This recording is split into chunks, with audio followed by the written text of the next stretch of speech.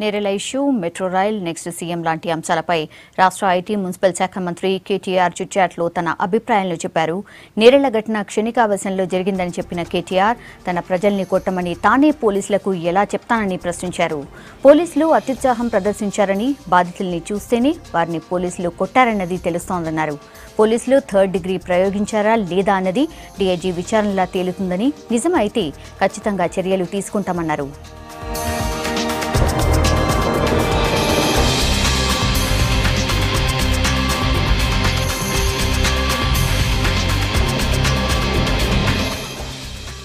నేరెల ఘటన విషయంలో సరైన సమాచారం ఇవ్వడంలో పార్టీ స్థానిక నాయకత్వం ఫెయిల్ అయిందన్నారు కేటీఆర్. నేరెలకు మాజీ స్పీకర్ మీరా కుమార్ను రప్పించి రాజకీయం చేయాలని పార్టీలు చూశాయన్నారు. ఇసుక మాఫియా ఉందన్న ఆరోపణలు నిజమైతే ప్రభుత్వానికి ఆదాయం ఎలా వస్తుందని ప్రశ్నించారు. మిడ్మానేరు ప్రాజెక్టు కోసమే ఇసుకను తరలిస్తున్నామన్నారు. బతికి ఉన్నంత వరకు తాను సిరిసిల్ల నుంచే పోటీ చేస్తానని చెప్పారు కేటీఆర్.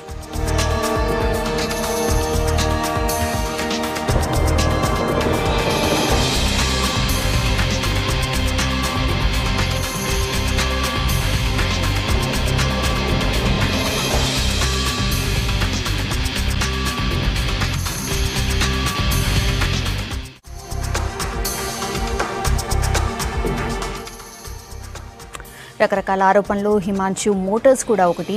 హిమాన్షు మోటార్స్ 7 ఏళ్ల కింది నుంచే పనిచేస్తా లేదని చెప్పారు కేటీఆర్. కంపెనీ మూతపడలేదు, కానీ పేరు మాత్రం ఉందన్నారు. కంపెనీతో సంబంధం లేకున్నా తనకు షేర్లు ఉన్నాయన్న కేటీఆర్ వాటిని అఫిడవిట్లో చూపించానన్నారు.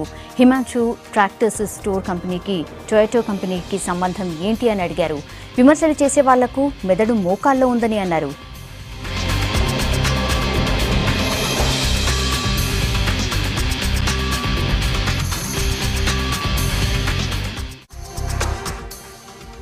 బావ హరీష్ రావుతో ఎలాంటి విభేదాలు లేవన్న కేటీఆర్ భవిష్యత్తులో విభేదాలు రావని కూడా చెప్పారు. హరీష్ పడినంత కష్టం ఏ ఎమ్మెల్యే కూడా చేయరన్నారు.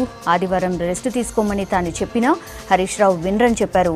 మెట్రో రైల్ మీద వచ్చిన కథనాలు తప్పని క్లారిటీ ఇచ్చిన కేటీఆర్ నవంబర్లో నాగోల్ నుంచి మియాపూర్ లైన్ మొదలుపెట్టే ఆలోచన ఉందన్నారు. ఈ నెలలోనే పెద్ద ప్రైవేట్ రైల్వే కోచ్ కంపెనీ రాష్ట్రానికి వస్తుందని చెప్పారు.